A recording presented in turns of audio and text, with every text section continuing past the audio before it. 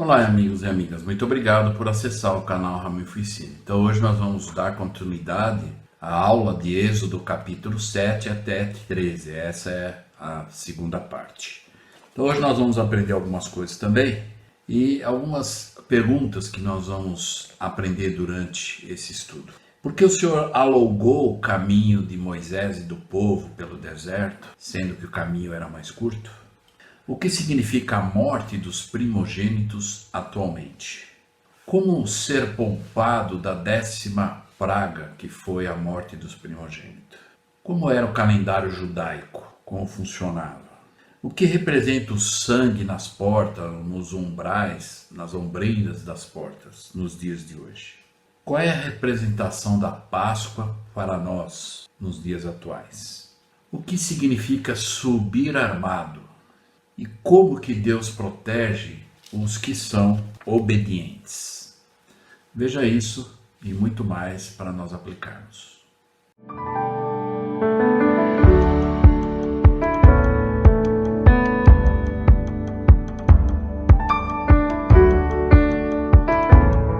Olá, amigos e amigas. Então vamos dar continuidade na segunda parte e hoje nós vamos ver o capítulo 12 e 13 e vamos ainda relembrar alguns outros capítulos que estudamos na outra aula para podermos entender o contexto dos princípios que nós podemos aprender. Vamos lembrar que quando então Faraó não teve mais como resistir, devido às pragas que assolaram todo o povo do Egito, e aí ele libertou, ele liberou os escravos, os hebreus, israelitas, para ele ir embora. Então vamos ver aqui nesse mapa qual foi essa caminhada, Então, na verdade, se nós vemos aqui no mapa, ele numerado de 1 até o número 18, nós vamos ver que o Senhor ele deu uma volta enorme, para poder chegar na Terra Prometida, sendo que poderia ter sido feito em menos tempo, E nós vamos aprender durante as lições do porquê. Isso tem a ver com aquela parábola do joio e do trigo, Quando o Senhor disse que nos dias atuais, a parábola do joio e do trigo, ele está peneirando, os que são joio e os que são o trigo. E da mesma forma, essa peregrinação do povo por 40 anos, Então eles ficaram muito tempo dando volta, para chegar na Terra Prometida, porque o Senhor estava, na verdade, selecionando aqueles que entrariam na Terra Prometida. Então podemos imaginar aqui que algumas gerações não tiveram o privilégio de chegar na Terra Prometida. Eles saíram da escravidão, mas não tiveram a oportunidade de entrar na Terra Prometida. Então esse mapa ele nos dá uma visão para nós podermos entender essa volta maior que eles fizeram, E qual é, na verdade, o significado da última praga que assolou o Egito? A última praga, como nós lembramos, podemos lembrar, foram a morte dos primogênitos, Todos os filhos varão, tanto humano quanto animal, morreram, pereceram, E qual é realmente o significado dessa última praga? O Elder Bruce R. McConkie nos ajuda a entender, e ele discorreu sobre isso, dizendo: as semelhanças existentes entre o castigo sofrido pelo desobediente e empedernido Egito e a morte espiritual daqueles que se recusam a atender à voz do primogênito de Deus, todavia há outra comparação que poderíamos fazer. Na prefiguração da Páscoa, os filhos de Deus, Israel, encontram-se sob o jugo de um poder maligno, que é o Egito. Da mesma forma, todos os filhos de Deus nascem em um mundo onde existe o pecado. E a possibilidade de se encontrarem sujeitos ao cativeiro de Satanás e dos poderes do mal. Alguns termos que conotam escravidão foram usados em certas escrituras, como segundo Nefe 2, Alma 34, Doutrina e Convênios 84, Moisés 4 e Moisés 7. Assim sendo, o faraó poderia ser considerado como, na verdade, um protótipo ou símbolo de Satanás. À luz dessa verdade, devemos observar também que o instrumento que finalmente libertou os filhos de Israel do cativeiro do faraó, o símbolo de Satanás, foi a morte dos primogênitos do Egito. De idêntica maneira, o sacrifício expiatório foi feito pelo Filho primogênito de Deus. Libertou os filhos de nosso Pai Celestial da morte, isto é, de se tornarem escravos de Satanás. Eu gosto muito de uma escritura, se eu não me engano eu li algumas aulas anteriores, em Alma, no capítulo 30, e no último versículo, versículo 60, do capítulo 30 de Alma. E infelizmente isso é o que aconteceu com o povo do Egito, Faraó e aquele povo que não quis libertar. Então lá em Alma 30, versículo 60 diz: E assim vemos o fim daquele que perverte os caminhos do Senhor. E assim vemos também que o diabo não amparará seus filhos no último dia, mas arrasta-os rapidamente para o inferno. Então, com certeza, nesse momento, quando morreu os primogênitos do povo do Egito, na verdade, Satanás ele se alegrou com isso também. Embora eles estavam fazendo, de certa forma, o papel que Satanás queria, né? Mas eles também perdendo ou sofrendo, Satanás se alegrava com isso, né? Que ele não se satisfaz com o sucesso de ninguém, né? E qual era a única forma de ser poupado da 10ª praga ou da morte que o Senhor havia dito para os israelitas? Olha, ele avisou Moisés, olha, vai ter essa praga e o único jeito do povo de Deus, os israelitas, serem poupados dessa praga é o que eles tinham que fazer. Então nós aprendemos que eles tinham, e foi dada para eles as instruções, lá no capítulo 12, do versículo 3 até o 14, né?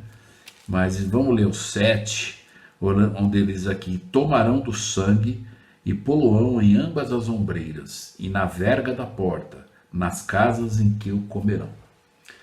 Então, na verdade, a única forma de eles serem poupados dessa praga, dessa 10ª praga, eles tinham que seguir as instruções com precisão e exatidão. As instruções do profeta Moisés. Nesse estudo, para uma melhor compreensão e entendimento, pense nessas situações ao estudar essas experiências. Então imagine para eles lá, como nós conhecemos o contexto da história, eles tinham que pintar, eles tinham que, na verdade, matar um cordeiro e com o sangue desse cordeiro pintar as ombreiras das portas, né? Porque aí o anjo destruidor iria passar e onde tivesse essa marca de sangue nas portas, ele não iria afetar. E isso era algo que eles tinham que acreditar também, né? De que aquilo salvaria, que aquele representa o sangue de Cristo, né? O nosso Salvador, que também é uma interpretação de um simbolismo, né? Lá no versículo 12, e eu passarei pela terra do Egito esta noite, e tirarei todo o primogênito da terra do Egito, desde os homens até os animais. E sobre todos os deuses do Egito executarei juízos. Eu sou o Senhor. E aquele sangue vos será por sinal nas casas em que estiverdes. E vendo eu o sangue, passarei por cima de vós, e não haverá entre vós praga de mortandade, quando eu ferir a terra do Egito. Então, o Senhor disse, aonde tiver a marca de sangue, e no 14 para encerrar, e esse dia vos será por memória, e celebrar-o-eis por festa ao Senhor, nas vossas gerações, e celebrareis por estatuto perpétuo. E então isso é o que nós conhecemos hoje como a Páscoa. A Páscoa é a lembrança da saída, do êxodo, da libertação do povo que estava escravo nas mãos do faraó do Egito. E então o Senhor disse que isso seria de uma forma perpétua, que eles tinham que lembrar disso, né? Como nós hoje fazemos, nós vamos ver daqui a pouco, nos nossos dias de hoje. Mas pense hoje o que seria essa marca de sangue do Cordeiro nas nossas portas hoje. Não literalmente, mas espiritualmente.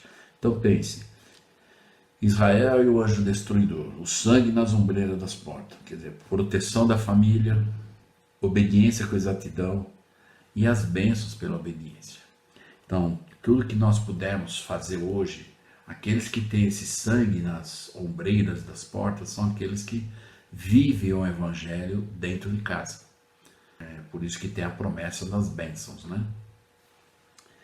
E aí nós vamos ver aqui, também para nós podermos entender como é que funcionava o calendário do ano judaico. Então eles tinham um calendário lá, né?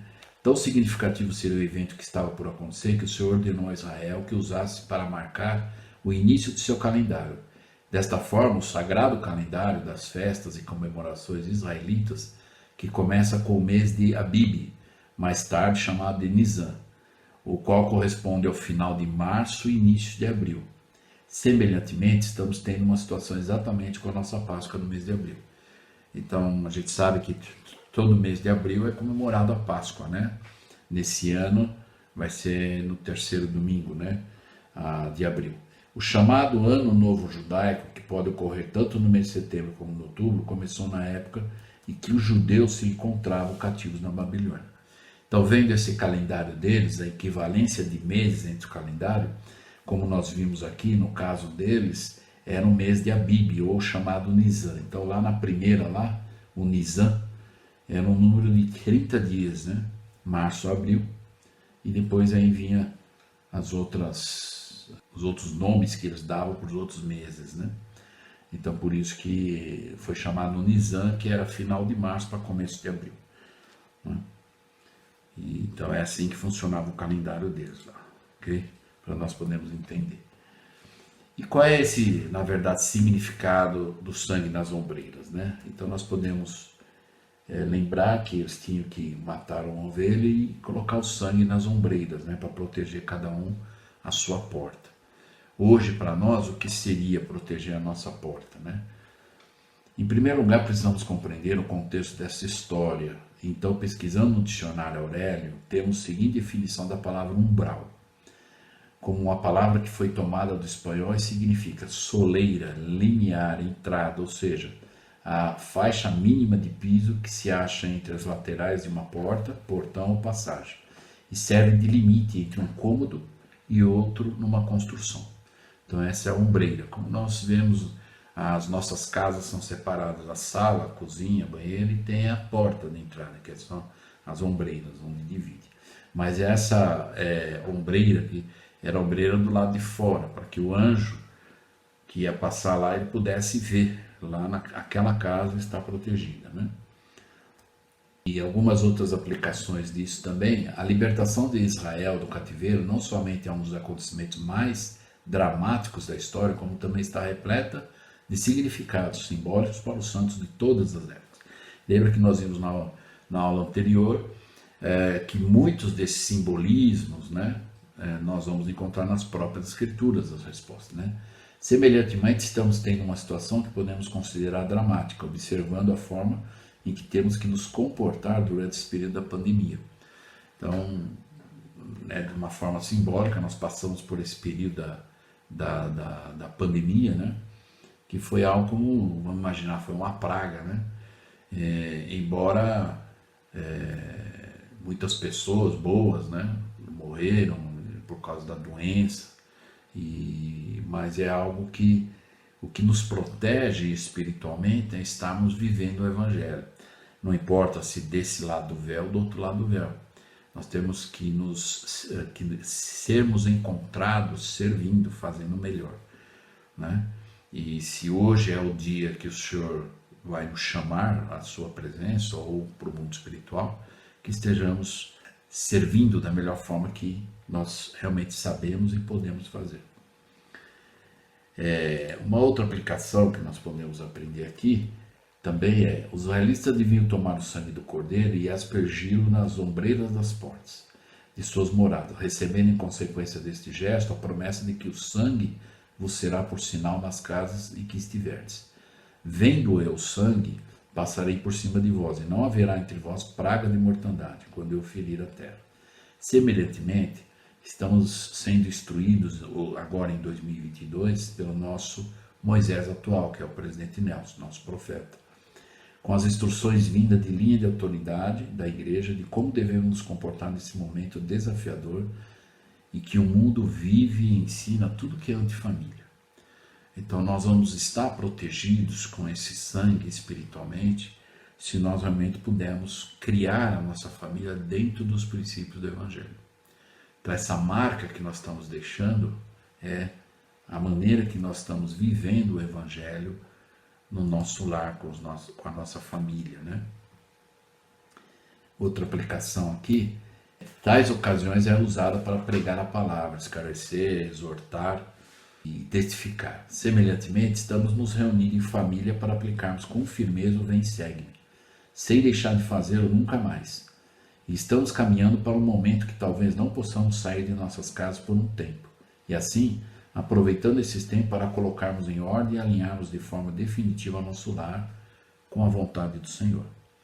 Então, que nós possamos pensar a respeito disso, né? Alinhar a vontade do Senhor é nós fazermos o melhor que nós sabemos no Evangelho, como criar os filhos, como ser o exemplo e o preceito, ensinando os filhos com as Escrituras. Eu gostaria de fazer um parênteses aqui para nós podermos observar a importância de os pais, né, assumirem esse papel cada vez mais. Nós não podemos imaginar ou pensar ou deixar e permitir que o mundo ensine nossos filhos. Essa é uma responsabilidade que Deus deu a cada pai e cada mãe. De sentarmos, ensinarmos e da melhor forma que pudermos, dentro das circunstâncias que temos, familiares e tudo mais. Não podemos, como nós vimos na aula anterior, que o mundo também, às vezes, prega que nós temos que ser todos iguais. E, na verdade, nós aprendemos que a única razão que somos iguais é porque somos filhos e filhas de Deus. E existem diferenças, e muitas diferenças boas, né?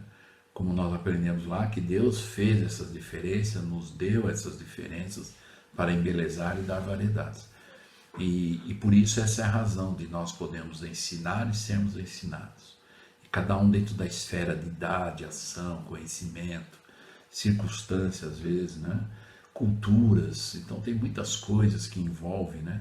Mas se fizermos o melhor com o Evangelho, aquilo que sabemos, estamos procurando viver, ensinar e ser o exemplo para os filhos, é o que o Senhor espera de cada um de nós. E aí, por causa disso tudo, nós temos que aprender também qual é o significado para nós, né, da Páscoa. Então, a primeira Páscoa foi, na verdade, celebrada nesse momento, né, que o Senhor falou sobre os umbrais aqui, que eles tinham que se lembrar de uma forma perpétua. Isso depois, quando eles já estavam viajando pelo deserto, eles tinham que fazer essas comemorações, chamavam de Páscoa, para lembrar dos convênios, da libertação que eles tiveram, né? Então é o que nós fazemos também, embora de uma forma perpétua, hoje nós sabemos que na verdade o sacramento representa tudo isso também. Então, na verdade, semanalmente nós temos o privilégio de compartilhar o sacramento e renovar os convênios que fizemos desde as águas do batismo, né? Então, qual é o significado para nós da Páscoa hoje? Então, naturalmente, foi quando Jesus e os 12 apóstolos celebravam a festa da Páscoa que nosso Senhor instituiu a ordenança do sacramento. Então, já na época de Cristo, essa festa da Páscoa, então o Senhor instituiu a ordenança do sacramento, quando o próprio Cristo ele abençoou, ele partiu o pão e abençoou o sacramento e deu aos discípulos, para que servisse essencialmente aos mesmos objetivos do sacrifício que vinham sendo feito há 4.000 anos. Depois daquela Páscoa final e do subsequente levantamento na cruz do Cordeiro Pascual, chegou o tempo em que cessaria por completo a celebração daquela festa, outrora requerida. Então até muitas coisas na lei de Moisés foram cumpridas em Cristo.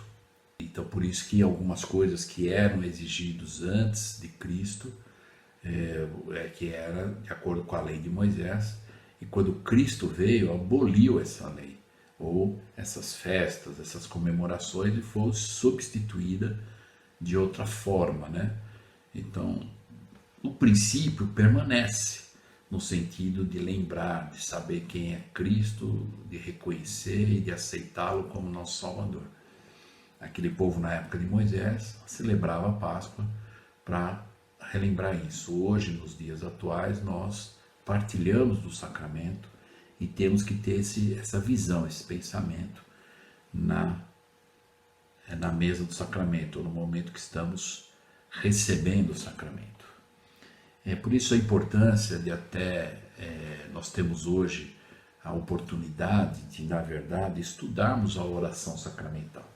Nós vamos encontrar lá em Doutrina e Convênios 20, ou Moroni 4 e capítulo 5, onde tem a oração oficial do sacramento. E é importante que nós possamos conhecer, talvez eu não diria de cor, mas se nós pudéssemos talvez ler a oração para entender, eu tenho absoluta certeza que talvez o significado maior no momento que nós estivermos compartilhando o sacramento vai ser muito mais produtivo, né? E espiritualmente falando, nosso entendimento vai ser maior. Então vamos pegar aqui o exemplo do pão, né?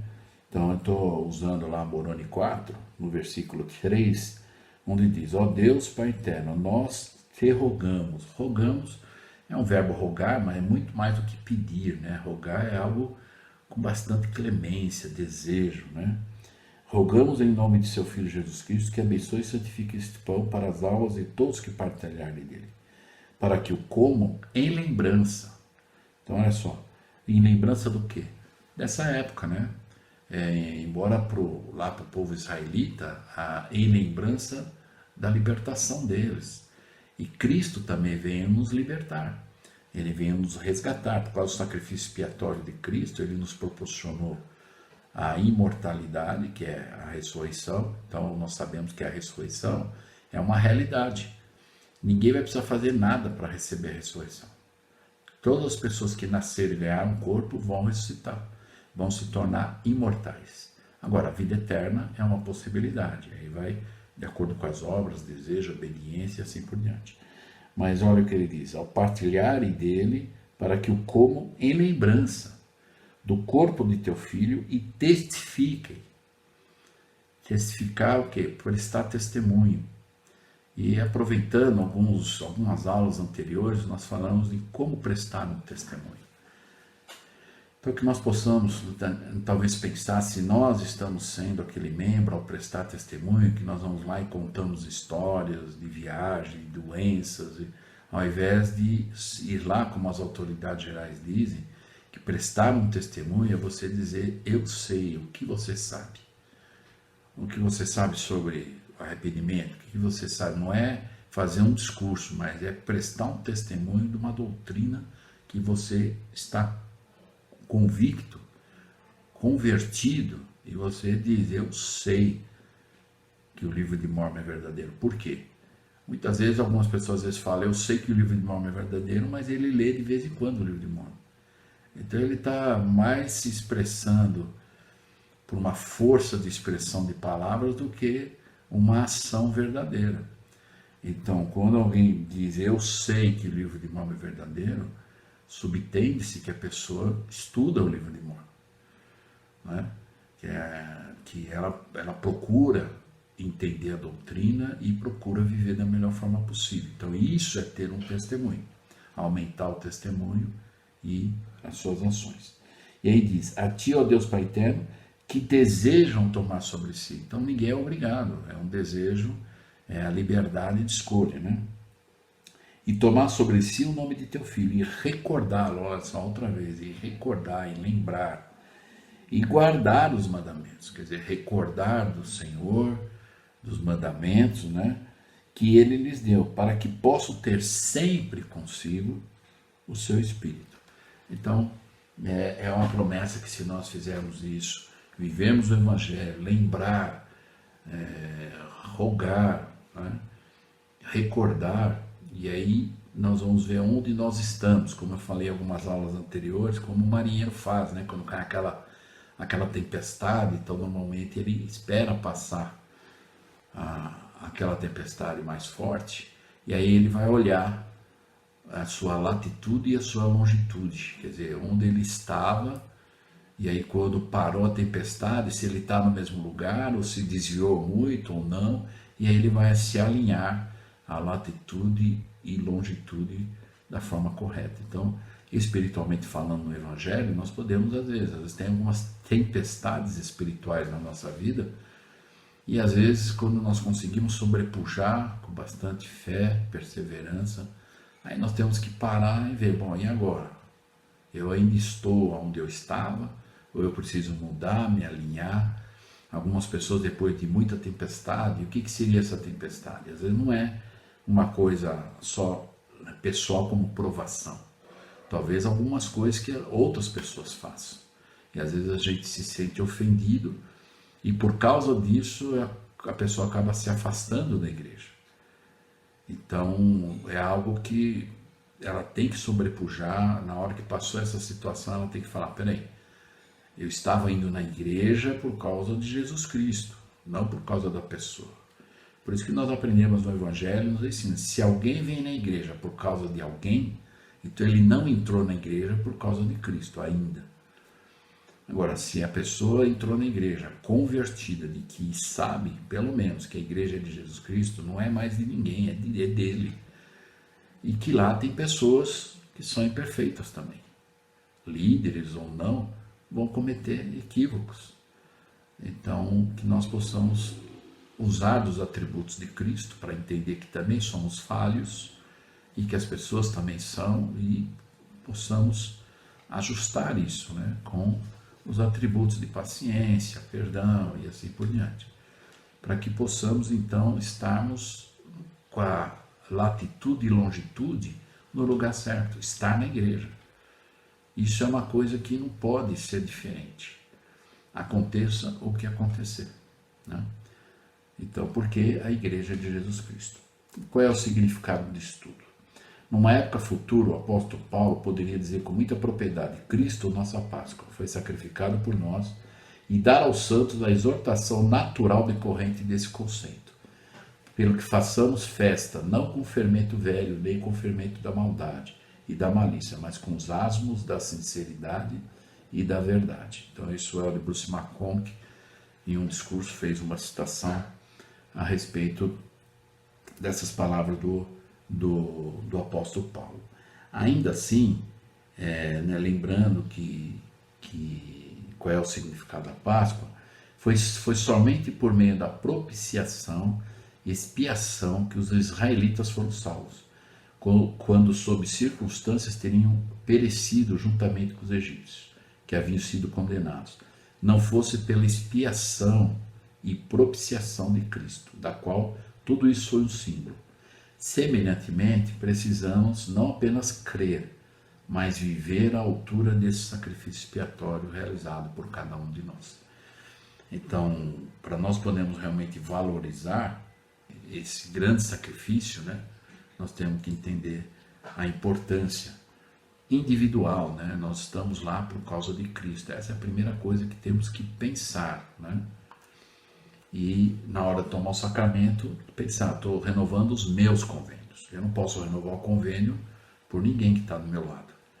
Eu tenho que renovar os meus convênios, como cada um tem que fazer isso.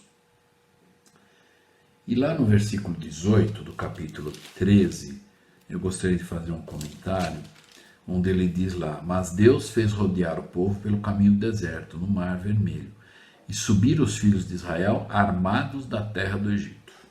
E lá no rodapé, nós vamos ver onde está a palavrinha armados, lá no rodapé diz equipados para a batalha.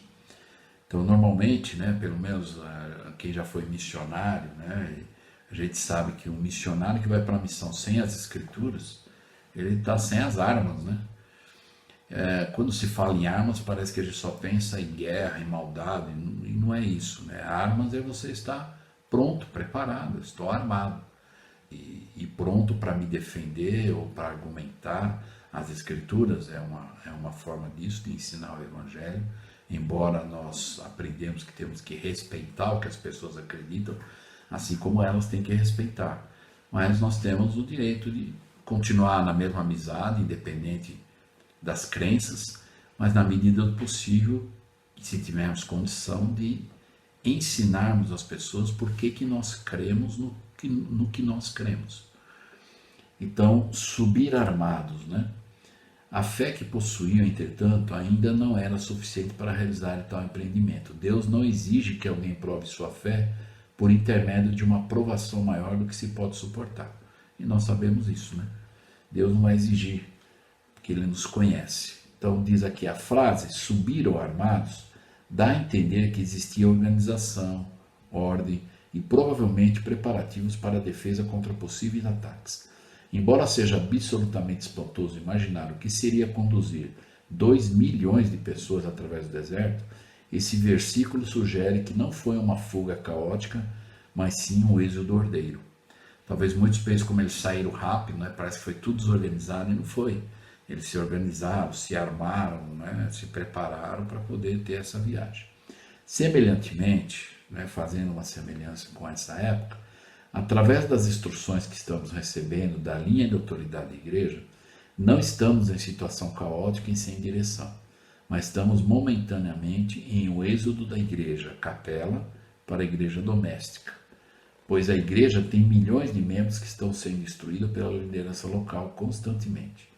E estamos armados com estas ações autorizadas pelos líderes locais, onde sabemos exatamente o que estamos autorizados a fazer e o que não estamos autorizados a fazer. Então, que nós possamos realmente lembrar que essa é a única igreja na face da terra que nunca vai ter uma faixa numa capela escrita sob nova direção.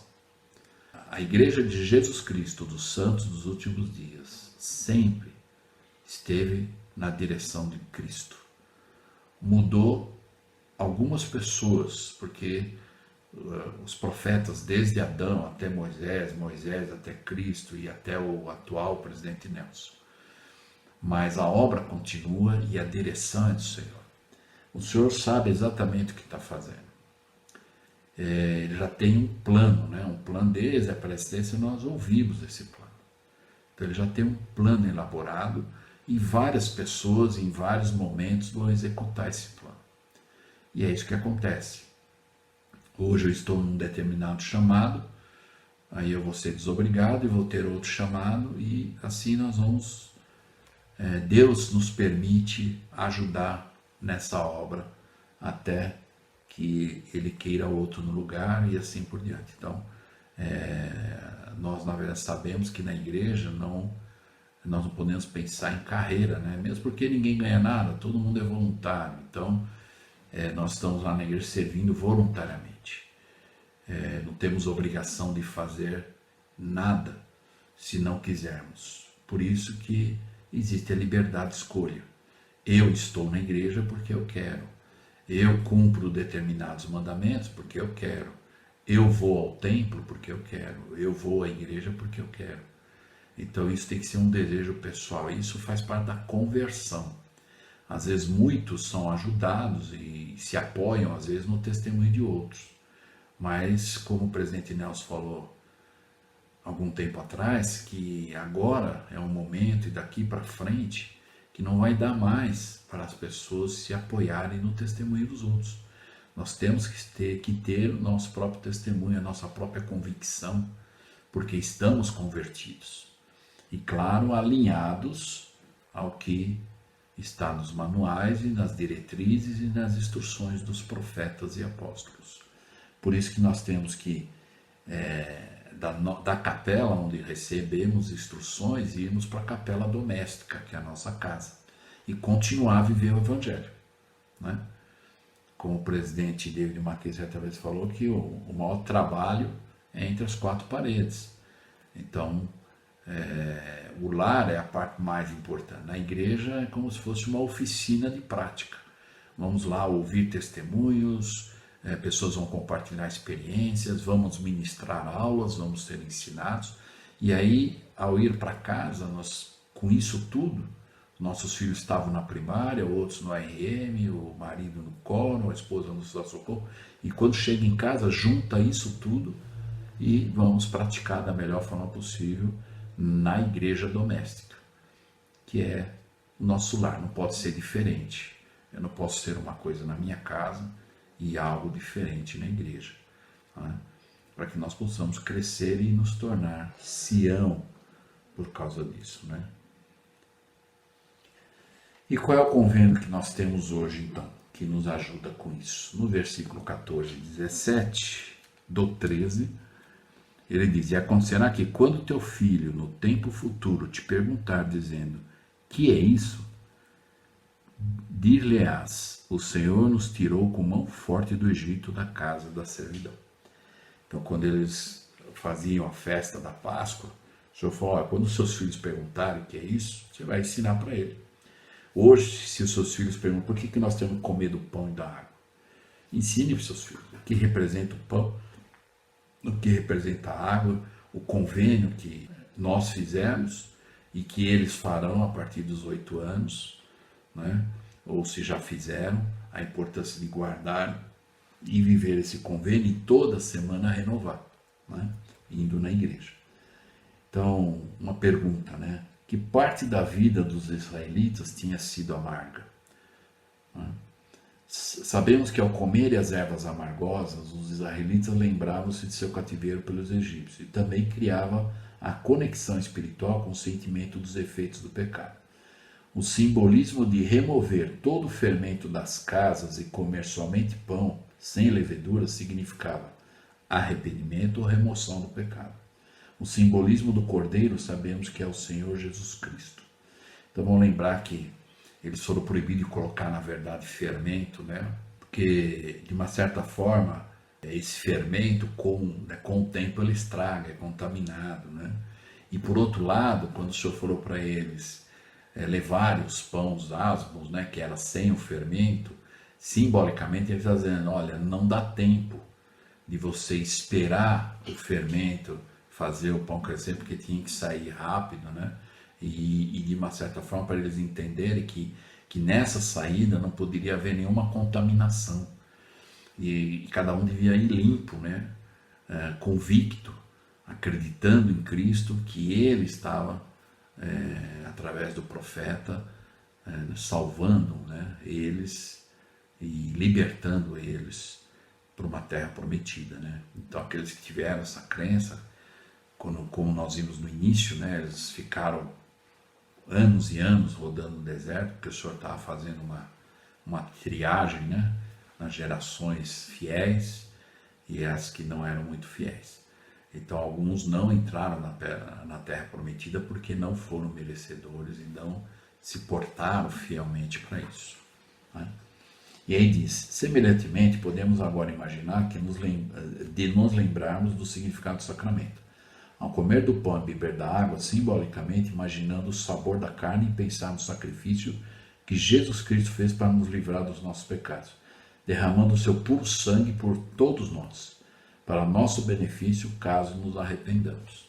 E Doutrina e Convênios 20 tem a oração sacramental, mas nós já vimos lá em Moroni, e que eu até convidaria vocês a estudarem a oração sacramental, entenderem a doutrina que tem na oração, tanto do pão quanto da água. E ter alguns verbos de ações, como nós vimos, lembrar, recordar, guardar os mandamentos, né, para que possamos sempre ter o Espírito do Senhor, né, conosco. Ok? Então, encerrando, como Deus protege os obedientes? Porque Deus, ele protegeu esse povo durante... Em nenhum momento Deus abandonou esse povo no deserto, né? Durante o dia ele guiava através de uma nuvem e à noite com fogo, né? Então aí o povo via a nuvem, ia seguindo e o fogo à noite. Então, encerrando, as instruções específicas foram dadas, pois o Senhor explicou o que faria pelas famílias obedientes que colocassem sangue do cordeiro na verga e nas ombreiras da porta. É importante compreendermos que somente a morte do cordeiro, por si só, não traria proteção na passagem do anjo destruidor.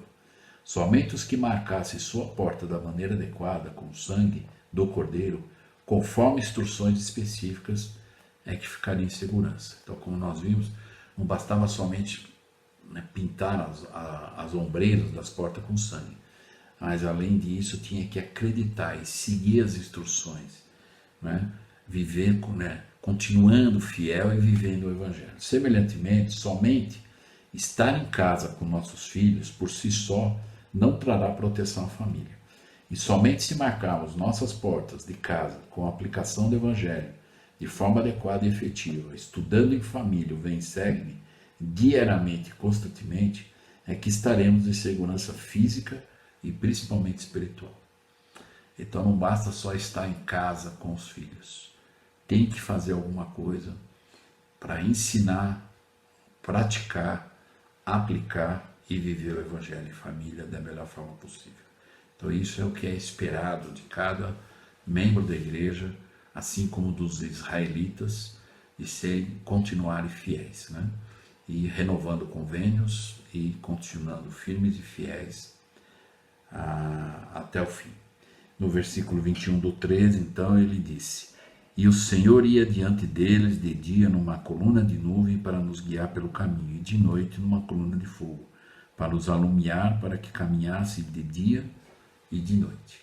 E não é diferente nos dias de hoje. O Senhor ainda está nos guiando através de vários fatores que nós vemos acontecer, principalmente através de um profeta vivo que nos fala, que revela a verdade. Daqui a duas semanas vamos ter a conferência geral, agora de abril, por 2 dias, várias sessões, onde vamos receber mais instruções, informações, e recebendo tudo isso nós temos que voltar para casa ou em casa, ouvindo, já podemos ver como podemos aplicar da melhor forma possível tudo isso que os profetas e apóstolos estão nos ensinando. E com certeza vamos nos dar bem. Então eu gostaria só de encerrar, lembrando que a próxima aula então vai ser Êxodo, do capítulo 14 a 17. Eu espero que nós possamos ter aprendido e até a próxima aula. Muito obrigado.